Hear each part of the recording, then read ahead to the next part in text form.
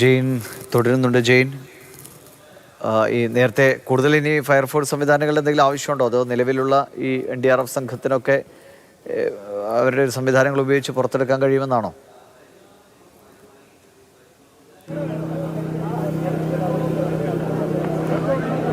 നിലവിൽ ആവശ്യമായിട്ടുള്ള എല്ലാ സംവിധാനങ്ങളും ഇവിടെ ഉണ്ട്. പരിമിതി എന്ന് പറയുന്നത് ഈ ബീം കട്ട് ചെയ്യുക എന്നുള്ളതാണ്. അതിനിപ്പോൾ മറ്റ് മാൻ പവർ അല്ലെങ്കിൽ ആൾ ശേഷിയൊന്നും വർദ്ധിപ്പിച്ചിട്ട് കാര്യമില്ല.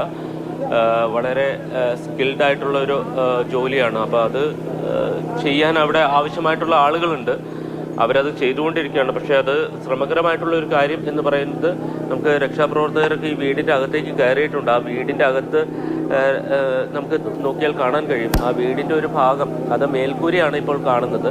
ആ മേൽക്കൂരയുടെ ഒരു ഭാഗം തകർന്നിട്ടുണ്ട്. ആ തകർന്ന ഭാഗത്തുകൂടി രക്ഷാപ്രവർത്തകർ അകത്തേക്ക് ഇറങ്ങിയിട്ടുണ്ട്. ആ വീട് പൂർണ്ണമായും, ആ വീടിൻ്റെ മേൽക്കൂര ഏതാണ്ട് വിണ്ട അവസ്ഥയിലാണ്. അതായത് മേൽക്കൂരയും അതിൻ്റെ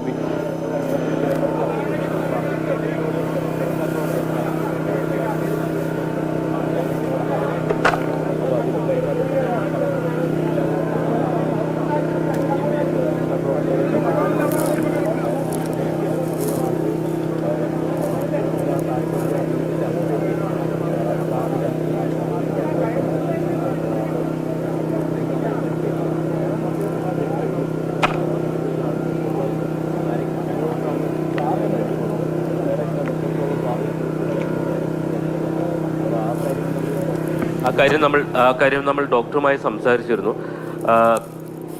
പക്ഷേ ഡോക്ടർ ആ കാര്യത്തിൽ എത്രത്തോളം പരിക്ക്, എത്രത്തോളം വ്യാപ്തി ഉള്ളതാണ് എന്ന് അദ്ദേഹത്തിനും പരിശോധിക്കാൻ കഴിഞ്ഞിട്ടില്ല.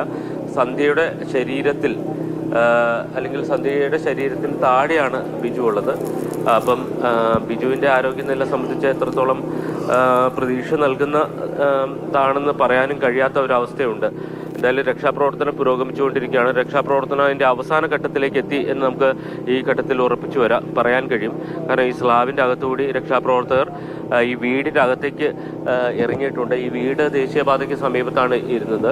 അത് പൂർണ്ണമായും ഊർന്ന് താഴേക്ക് പതിച്ചിരിക്കുകയാണ്. അപ്പോൾ അതിൻ്റെ ഇടയിലാണ് പെട്ടിരിക്കുന്നത്. അതിൻ്റെ അകത്ത് ഒരു ബീമുണ്ട്. ആ ബീം ഇവർ കിടന്നിരുന്ന അല്ലെങ്കിൽ ഇവർ ഇരുന്നിരുന്ന കട്ടിലിൻ്റെ മുകളിലേക്ക് പതിച്ചു. അതിൻ്റെ ഇടയിലാണ് ഈ രണ്ടു പേരുമുള്ളത്. ഇതിൽ ബിജു ആരോഗ്യനില സംബന്ധിച്ച് ആശങ്കപ്പെടുത്തുന്ന കാര്യങ്ങളാണ്. അദ്ദേഹത്തിൻ്റെ പരിക്ക് വളരെ ഗുരുതരമാണ് എന്നുള്ളതാണ് മനസ്സിലാക്കുന്നത്.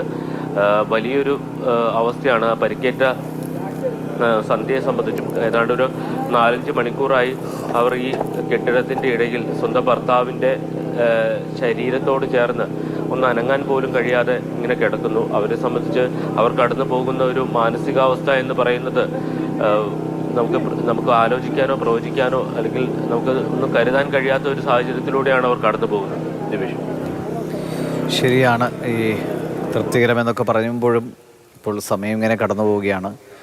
വലിയ ഭാരം ദേഹത്ത് പതിച്ച അവസ്ഥയിലാണ് സന്ധ്യയും ബിജുവുമുള്ളത്. ബിജുവിൻ്റെ നില മോശം എന്ന് തന്നെയാണ് ഡോക്ടർമാർ പറഞ്ഞത്. സന്ധ്യയുടെ തൃപ്തികരം എന്ന് പറയുമ്പോഴും എത്രയും വേഗം ഒന്ന് പുറത്തെടുത്ത് ആശുപത്രിയിലേക്ക് എത്തിച്ചാൽ മാത്രമേ നമുക്ക് അവരെ ജീവിതത്തിലേക്ക് തിരികെ കൊണ്ടുവരാൻ കഴിയൂ.